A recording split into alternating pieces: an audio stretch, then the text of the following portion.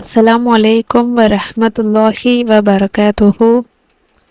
அல்ஹம்துலில்லாஹ். இன்னைக்கு ரொம்பவும் பயனுள்ள ஒரு துவாவை பற்றி பார்க்கலாம் இன்ஷா அல்லாஹ். உங்களுடைய எப்பேற்பட்ட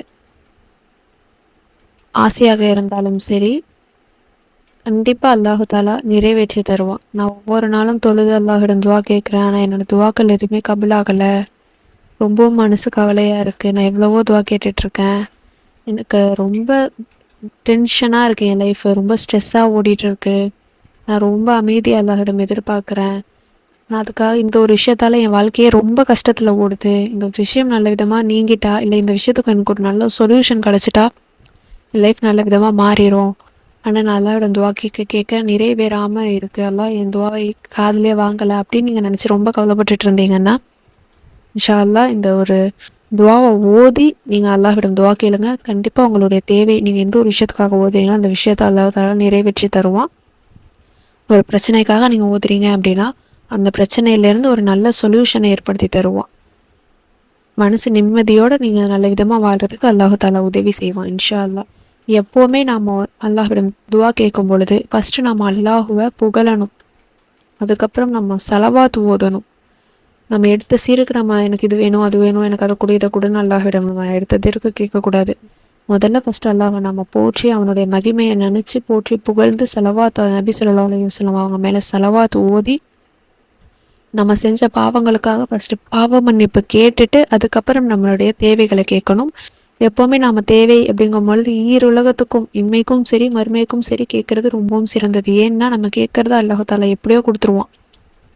அப்போது நமக்கு உண்மைக்காகவே நம்ம கேட்டுக்கிட்டு இருந்தோம் அப்படின்னா நாளைக்கு மறுமையில் நமக்கு எந்த ஒரு இதுவுமே இல்லாமல் போயிடும். ஏன்னா நம்ம அல்லாஹ்விடம் எதுவுமே கேட்காம இருக்கோம் அப்படிங்கிறனால. அதனால் எப்போவுமே நம்ம கேட்கும் பொழுது இன்மைக்கும் மறுமைக்கும் கேளுங்க, உங்களுக்கு அதிகம் பாவ மன்னிப்பு கேளுங்க. அப்போ பாவங்கள் உங்களுக்கு மன்னிக்கப்பட்டுட்டாலே நமக்கு சொர்க்கம் அப்படிங்கிறது ரொம்பவும் இலகுவாக அமையும் இன்ஷா அல்லாஹ். இப்போது இந்த ஒரு துவாவை நீங்கள் ஓதுங்க. நீங்கள் ஃபஸ்ட்டு எப்போ வேணாலும் நீங்கள் ஓதலாம். நீங்கள் துவா கேட்கும் பொழுது தொழுகைக்கு பின்னாடி நீங்கள் ஓதிட்டு இந்த ஒரு துவாவை நீங்கள் ஓதிட்டு அதுக்கப்புறம் ஏதாச்சும் ஒரு ஸலவாத், எந்த ஸலவாத் வேணாலும் ஓதலாம், இல்லை நீங்கள் தரூத் இப்ராஹிம் ஓதலாம் அப்படின்னு நினச்சாலும் சரி, அந்த ஸலவாத்தும் ஓதுங்க, ரொம்பவும் சிறந்த ஸலவாத். ரெண்டும் ஓதி முடிச்சதுக்கப்புறம் நீங்கள் துவா கேளுங்க. இப்போ அந்த துவா என்ன அப்படின்னா, யா ரப்பி லக்கல் ஹம்து கமா யம்பகி லி ஜலாலி வஜ்ஹிக வ அலீமி சுல்தானிக.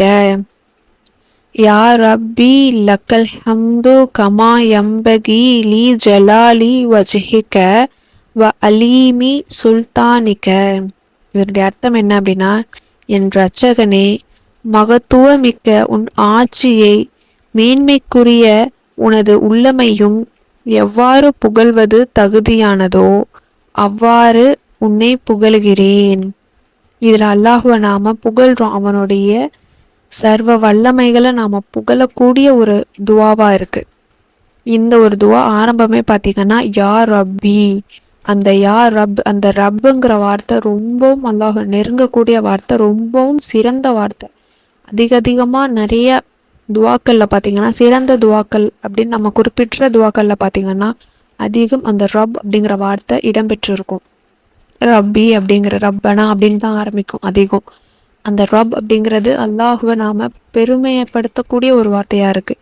அந்த வார்த்தையை நாம் ஓதி துவா கேட்கும் பொழுது நிச்சயமாக நம்ம துவாக்கள் அல்லாஹ் தாலா ஏற்றுக்கொள்வான். இந்த ஒரு துவா முழுசாக இதனுடைய அர்த்தமே பார்த்திங்கன்னா அல்லாஹுவை புகழ்கிறோம், உன்னுடைய அப்பேற்பட்ட உன்னுடைய ஆட்சியை நாம் எப்படிலாம் புகழ்கிறதுன்னு தெரியல, அந்த அளவுக்கு இருக்குது. அந்த புகழுக்கு எந்த அளவுக்கு அதுக்கு தகுதியோ அந்த அளவுக்கு நான் உங்களை புகழ்கிறேன் யா அல்லாஹ் அப்படின்னு நம்ம அல்லாஹ்வை புகழ்கிறோம்.